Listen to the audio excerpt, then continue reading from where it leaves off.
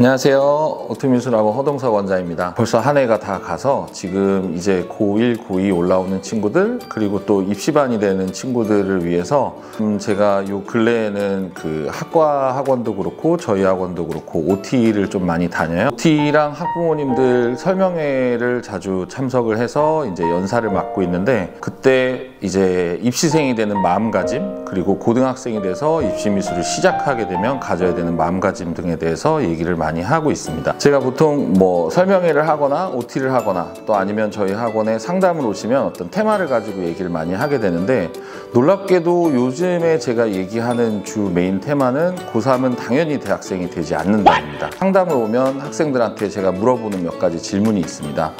그러면 수능을 보는 전체 인구가 몇 명이냐? 일단 물어보면 거의 열에 9명 혹은 열에 10명 전부가 대답을 못하고 있습니다. 그럼 고3들은 자기가 본인이 어떤 싸움을 하는지조차를 지금 경쟁자들을 파악을 하고 있지 못하기 때문에 전략을 세우는 데 있어서 조금 미비하고요. 재수생들은 한번 쳐봤기 때문에 자기 성적표를 분석할 수 있는데, 고1, 고2 친구들을 보면 대부분 성적표 분석을 하지 않는 것 같아요. 몇 명 중에서 내가 상위 몇 프로였기 때문에 몇 등급이 되었다, 이런 등급에 대한 비율 분포를 계산을 안 하는 것 같거든요.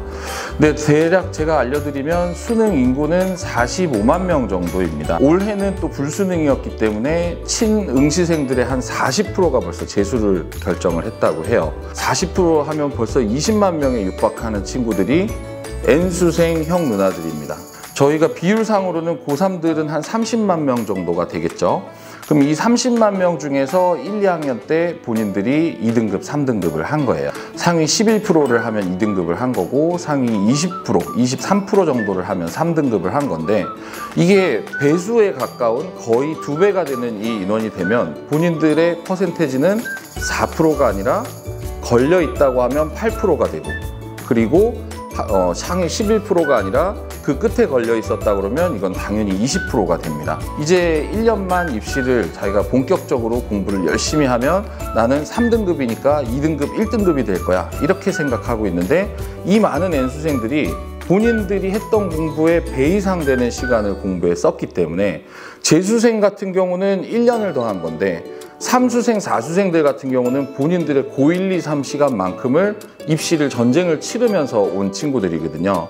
그러면 저희랑 동점자가 있어도 같은 누적 비율로 등급이 밀리게 되는데, 더 높은 친구들이 들어오면 저희가 그 자리를 내줘야 되는 거거든요. 그래서 제가 그런 일침을 상당히 많이 합니다. 가만히 있으면 성적 떨어진다. 그럼 지금부터는 완전히 사람이 변해야 된다.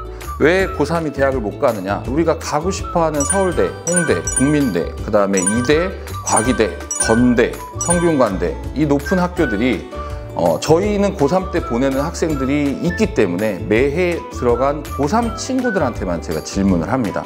보통 그런 학교들의 정원수가 30명에서 40명 정도거든요. 근데 이 30명에서 40명 정도의 정원 안에서 고3의 숫자를 파악해 보니까 내 친구들은 5명에서 10명을 넘지 않는 거예요. 그러면 실제로 30만 대 15만 재수생을 했을 때는 우리 고3들이 2배 가까운 숫자였는데, 웬만큼 괜찮은 학교들의 합격생 비율 안에서 보면 우리 친구들은 20% 미만밖에 안 되는 거죠. 제가 파악해 보니까 저희 학생들도 거의 대부분 학교를 가면 내신을 안 해도 돼요. 그리고 우리는 수학도 안 하죠.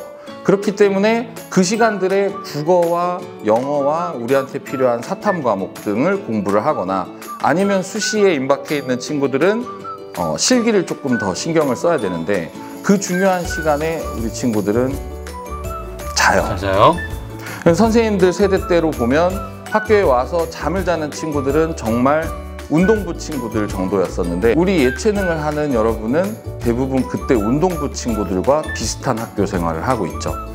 입시생 때는 목표 대학을 이루기 위해서, 대학이란 것은 어떻게 보면 어떤 자기한테 주어진 조건 속에서 강렬한 싸움을 통해서 이걸 성공을 한번 했다는 성취잖아요. 그래서 자기를 관리할 수 있느냐 없느냐에 대한 어떤 자격증이라고 저는 생각을 해요. 저도 저희 학원에 어떤 강사를 뽑을 때는 많은 제자들이 있지만 그 중에 자기 생활을 가장 충실하게 했던 친구들이 동생들이나 후배들한테 귀감이 되기 때문에 그런 친구들을 우선적으로 선발을 하거든요. 그럼 당연히 학벌을 보는 게 아니라 그 생활을 했던 결과물을 보는 거기 때문에 이거를 한번 겪어보는 친구들은, 이걸 알고 있는 친구들은 그 자격을 얻기 위해서 엄청나게 노력을 해야 되는 시간이에요, 고등학교 때는.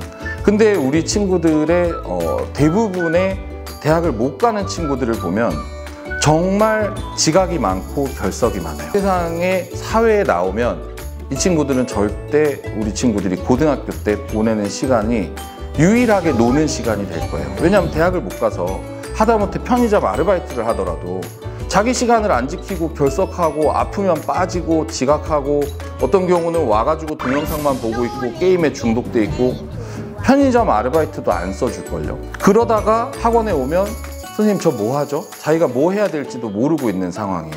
정말 고등학교 때 자기 생활 습관을 잡아놓지 못하면 그러면 사회에서도 누구도 우리를 써주지 않을 거라는 거죠. 그럼 물리적 시간의 법칙을 이길 수 있는 재능이 있을까요? 저는 없다고 생각하거든요. 왜냐하면 이 친구들도 정말 공부 성적을 받았는데 실기를 조금 등한시했기 때문에 떨어졌을 수도 있고요. 실기를 너무 좋아서 하다 보니까 공부를 조금 못해서 떨어졌을 뿐이지 이 친구들이 우리보다 못한다고, 재수생, N수생들이 고3들보다 못해서 떨어진 게 아니거든요. 그럼 비슷한 재능끼리 부딪힐 때는 물리적 시간이 해결해주는 양이 엄청납니다. 근데 제가 이제 겨울에는 지금 실기 특강을 시키고 있잖아요. 그럼 하루 종일 제가 그 친구들 데리고 있거든요. 그러면 물어봐요. A라는 친구한테 너는 학원에 몇 시에 갔었니? 학교에 몇 시에 갔었니? 8시에 맞춰서 갔대요. 제 시간에 간 거죠. 그럼 몇 시에 집에 갔어? 그럼 10시에 갔대요. 그러면 제 시간에 맞춰서 퇴근을 한 거거든요. 그러면 이쪽 B 친구한테 물어봤어요. 넌 몇 시에 학원에 갔었니? 6시에 갔대요. 매일매일 6시에 가고 너는 몇 시에 집에 갔었어? 선택적 자습을 했기 때문에 12시에 집에 갔었습니다. 수능 같은 경우에는 3월에 시작해서 11월에 끝납니다. 그러면 저희는 8개월이라는 시간밖에 없는 거예요. 실제로 저희가 시간이 굉장히 1년이라는 시간이 있는 게 아니고 3월에 시작해서 11월에 끝나기 때문에 8개월밖에 없는 거예요. 근데 이 8개월 동안 남보다 2시간씩 더 했어요. 그러면 일주일만 돼도 정말 뭐 14시간 정도? 그 다음에 밤에 2시간씩 더한 거, 그럼 28시간이 차이가 나요. 어쨌든 그 1000몇백 시간이라는 엄청난 시간이 8개월 동안 격차가 A 학생과 B 학생은 이미 나게 됩니다.